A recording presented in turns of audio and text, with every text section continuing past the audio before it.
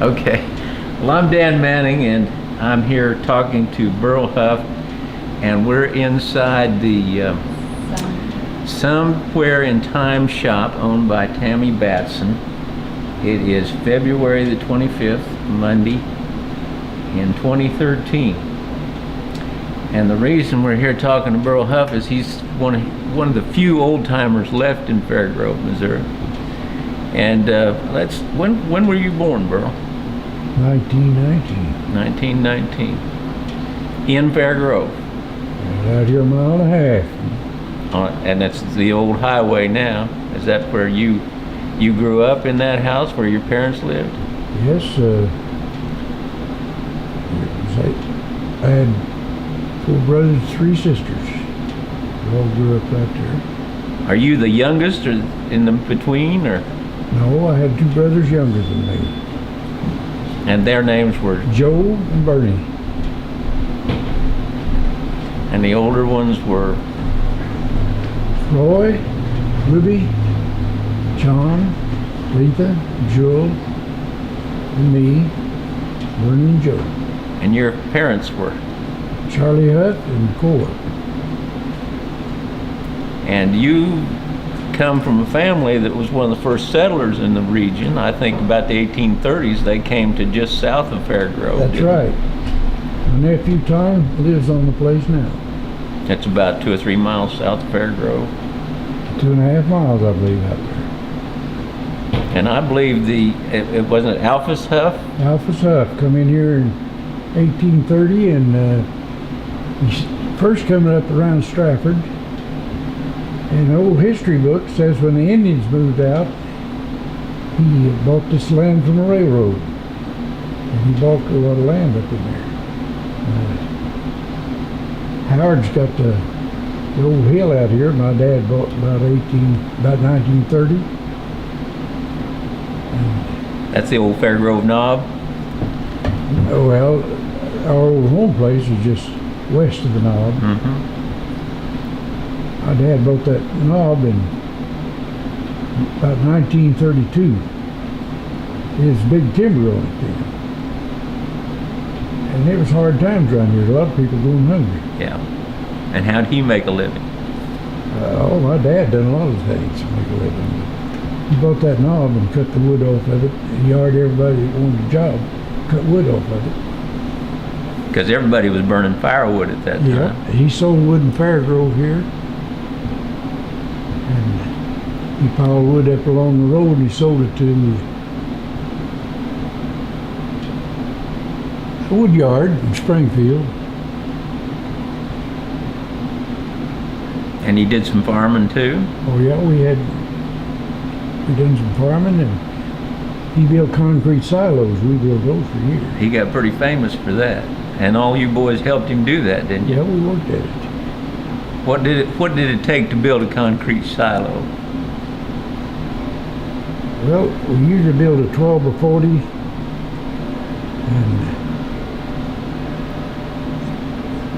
it took about 45 yards of gravel, sand, and cement.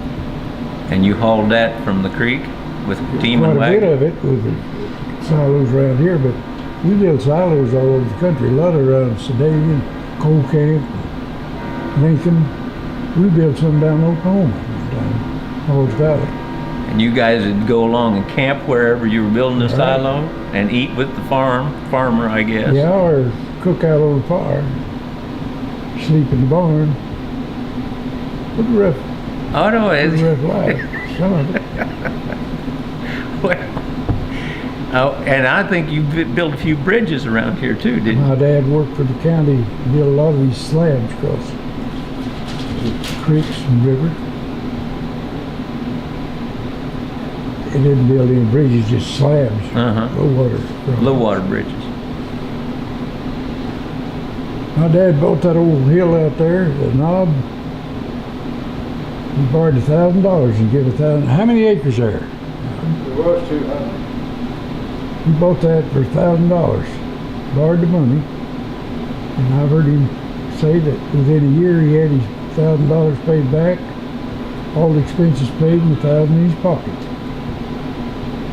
He was a good businessman, wasn't he? I know good. the buildings that are right here on the square, he had quite a bit to do with rebuilding them. There was a fire in 1917, and they rebuilt most of these, and a lot of the rebuilding was done with concrete, and I think he had a lot to do with that. Yep, I think he did. What's your earliest memory about living around Fairgrove? Oh, You remember before the highway was moved, oh yeah. and the highway used to go right in front of this store. Right in front of our house, the old gravel highway. And And the farmers worked out the poll tax. how'd they do that? Working on the road, hauling gravel, and they had a big grader, worked 6 horses on it, and they graded a part of a section of road. About a mile's worth or so? Oh, more than that. Yeah. I don't know how much, but from about Hickory Barn to Fairgrove, Okay. Woody Shippen, Leslie Smith, and a lot of the farmers, Ed Green. Remember they worked teams on that big grader and graded roads. Some of them hauled gravel. Uh-huh. Did you ever do that kind of work? I didn't work that much now. My brother Roy drove 6-horse team on that grader. Uh-huh. One of the farmers operated the grader. How'd your dad use you? Were you mostly a farm boy? Doing work in the fields? Yeah, he didn't raise any pets either. What do you mean by that? Well, You had to work? hey, bet. He had a spring tooth. It's hard with you put a seat on it. I drove 4 horses on that old spring tooth lots of miles. Probably ate a lot of dust. You betcha. I started working teen in the field when I was 9, 10 years old. Uh-huh. And what all did he put in the field? What all did he All corn and wheat and oats and pasture. Had a lot of Lespedeza hay back then. What kind of cattle did he have? Just old milk cows. And you milk cows every morning and You evening? bet. He didn't raise no pets? Not at all. Well, you were pretty much liked horses all your life. Didn't you usually have a riding horse? Yeah, well, I traded horses about 5 years too. Now, how do you trade horses? And what's Well, I'd buy them at the auction sale in Springfield, and I went to a sale in Ripley, Tennessee about once a month, and and you ship them by the railroad? no, we hauled them in an old truck or trailer. Mm-hmm. Jack Davis and I traded horses partners for a long time. And mules? Or did Never you? had very many mules. I've had It was a few. mostly riding horses that you were Yeah. interested in, not necessarily work animals. We'd trade by quarter horses, there's foxtrotting horses, Tennessee walking horses. That's what we had. What was your favorite kind of horse? Tennessee running walking horse. You ever do any horse racing in Fairgrove? Oh, we'd had a horse race once in a while. I remember a horse fell with me right in front of Denny Smith's house right over here. Okay.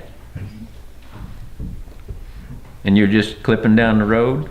Yeah, Or and were you in a got horse kinda race? scared and run backwards and hit my horse. Oh, spooked your horse. Who was your blacksmith here in Fairgrove? Pat Hayes, At Hayes. And where was he at? right down here below Hood Store, where that house is. Okay.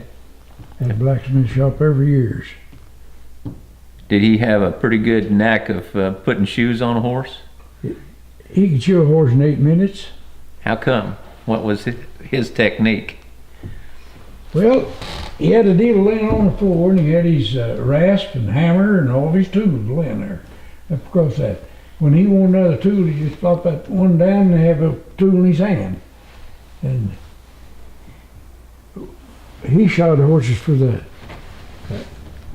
when they was building the highway. They had a horse barn over here, mule barn over about where Ike's station was. Okay. And Pat shot horses over there.